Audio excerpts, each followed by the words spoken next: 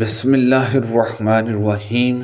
رسول اللہ صلی اللہ علیہ وسلم کی خدمت میں ایک شخص آیا اور آپ سے لقت راستے میں کسی کی گم ہوئی چیز جو پائی گئی ہو کے متعلق پوچھا، تو آپ نے فرمایا کہ اس کی تھیلی اور اس کے بندھن کی خوب جانچ کر لو، پھر 1 سال تک اس کا اعلان کرتے رہو۔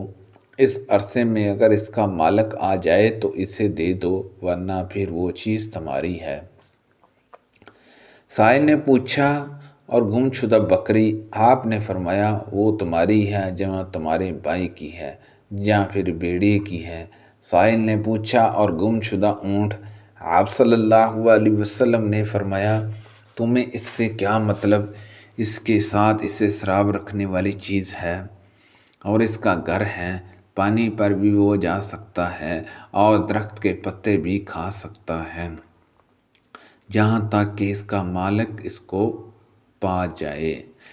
نبی کریم صلی اللہ علیہ وسلم نے فرمایا، اگر کوئی شخص رسی لے کر لکڑیوں کو گٹا لائے پھر اسے بیچے اور اس طرح اللہ تعالیٰ اس کے آبرو محفوظ رکھے، تو اس سے بہتر ہے کہ وہ لوگوں کے سامنے ہاتھ پھیلائے اور بھیک اسے دی جائے یا نہ دی جائے، اس کی بھی کوئی امید نہ ہو۔ رسول اللہ صلی اللہ علیہ وسلم نے فرمایا، اگر کوئی شخص لکڑیوں کا گٹا اپنی پیٹھ پر بیچنے کے لیے پھرے تو وہ اس سے اچھا ہے کسی کے سامنے ہاتھ پھیلائے، پھر خواہ اسے کچھ دے یا نہ دے۔ رسول اللہ صلی اللہ علیہ وسلم کے ساتھ بدر کی لڑائی کے موقع پر مجھے ایک جوان اونٹنی غنیمت میں ملی تھی، اور ایک دوسری اونٹنی مجھے رسول اللہ صلی اللہ علیہ وسلم نے عنایت فرمائی تھی۔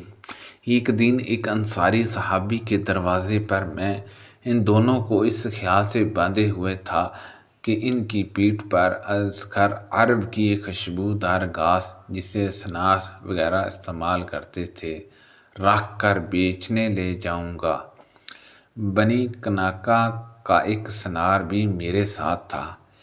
اس طرح خیال یہ تھا کہ اس کی آمدنی سے فاطمہ رضی اللہ عنہا، جن سے میں نکاح کرنے والا تھا، ان کا ولیمہ کروں گا۔ حمزہ بن عبد المطلب رضی اللہ عنہ اسی انصاری کے گھر میں شراب پی رہے تھے۔ ان کے ساتھ ایک گانے والے بھی تھے۔ اس نے جب یہ مصرع پڑھا، ہاں اے حمزہ اٹھو، فربا جو ان اونٹنیوں کی طرح بڑھا۔ حمزہ رضی اللہ عنہ جوش میں تلوار لے کر اٹھے اور دونوں اونٹنیوں کے کان چیر دیے، ان کے پیٹ پھاڑ ڈالے اور ان کی کلیجی نکال لی۔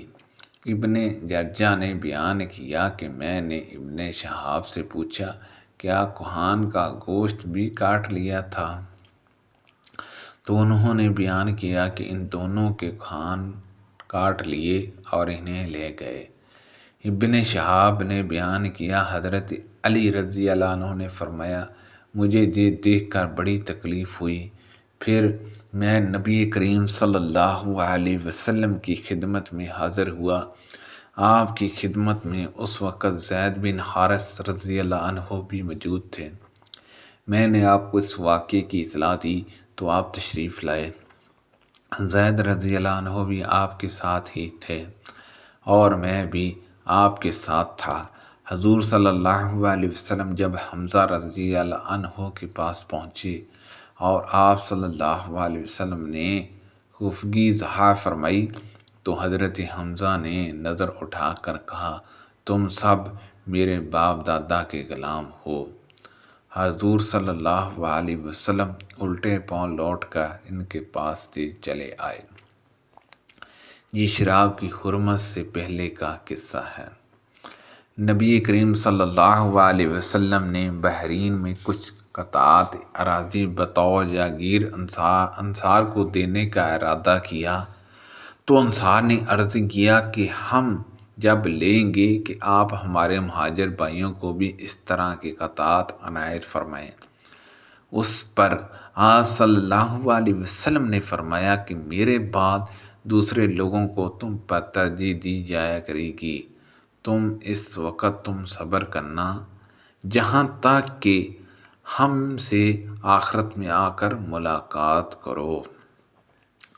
نبی کریم صلی اللہ علیہ وسلم نے انصار کو بلا کر بحرین میں انہیں قطعت اراضی بطور جاگیر دینے چاہی تو انہوں نے عرض کیا کہ اے اللہ کے رسول صلی اللہ علیہ وسلم، اگر آپ کو ایسا کرنا ہی ہے تو ہمارے بھائی قریش مہاجرین کو بھی اس طرح کی قطعت کی سنت لکھ دیجئے۔